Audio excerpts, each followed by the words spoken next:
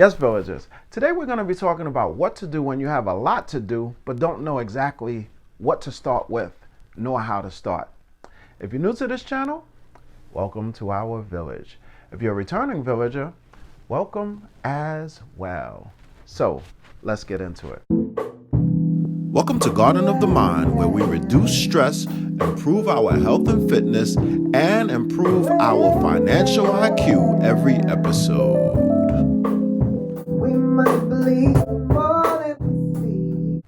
There are times when we have a lot to do, but we don't know exactly what to start with nor how to start. It's not a question of motivation, it is a question of sometimes being overwhelmed.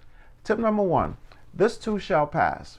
No matter what it is that we are going through, this will pass. So whether we're talking about good times or not so good times, this too shall pass. So whatever it is that you are feeling, understand that this is temporary. This is a spot on the continuum. This is a dot on the line, and you will be able to move forward and not stay in this place. Now, if this is a situation where you are overcoming a tragedy or something major is going on in your life, then this is a perfectly normal response for you to not feel motivated doing the things that you normally do. This may be a good time to seek professional help. This may be a good time for you to see someone who you might be able to talk to. But if you can, on your own, try to work on your mentality. Figure out exactly what's going on and why you are feeling the way that you are feeling, and understand that that too shall pass. Tip number 2, identify what is urgent and what is important. The best way to determine exactly what is urgent or important is to list all of the things that you have to do and possibly the steps that need to be completed in order to do each task. Sometimes just writing those things down gives you an opportunity to look at them and see all that needs to be done and determine which ones are urgent and which ones are important. Sometimes important feels like it's urgent, but most of the time, only urgent is urgent. Tip number 3, prioritize what you can do. Now, you may also decide to do a brainstorming session and just write down everything that comes to mind for a particular period. So for a half-hour period, while you are stuck, just continue to write exactly what it is that you are feeling, what you have to do, and then if you can see that detailed on a list, then you may be able to prioritize what it is that you can do about the situation and what it is that you cannot do about the situation. The Serenity Prayer reminds us that we need to know exactly what it is that we can change from what it is that we can't change.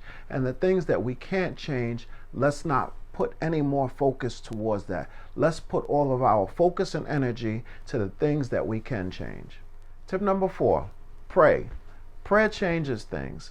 In order for us to pray, we have to be very specific on what it is that we are praying for. When we start to open our mouths and talk to God about what it is that we need from our situation, in order for us to do that, sometimes we have to make sense of the situation so that we know exactly what to ask for. And in us making sense of the situation, it can probably put it into the scale that it really needs to be in and not necessarily as overblown as it is in our minds. Now, despite this being the 4th suggestion, it should not be the 4th thing that you do in terms of your situation. It is certainly something that you should do first before anything else, because it helps to frame all of the things that you are going through and helps to make sense of it. It also sends you that spiritual energy that helps you to start to take ownership of your problem and immediately starting to take steps to rectify it. So just because it's not a physical step does not mean that it's not a tangible solution in whatever it is that you are going through. Sometimes this framing is necessary because it takes all of the inflammation out of exactly what it is that you are going through. Because when we are emotionally attached to things, it definitely inflames them and makes them a lot larger than they may be in reality.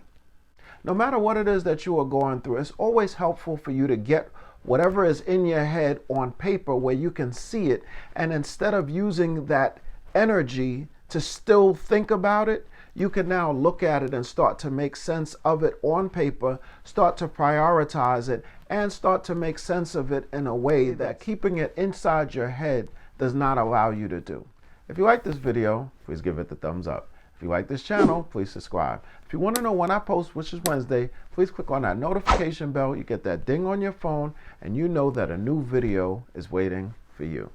And remember, thoughts are actions, words have power, and actions have consequences. I'll see you next week. See you then.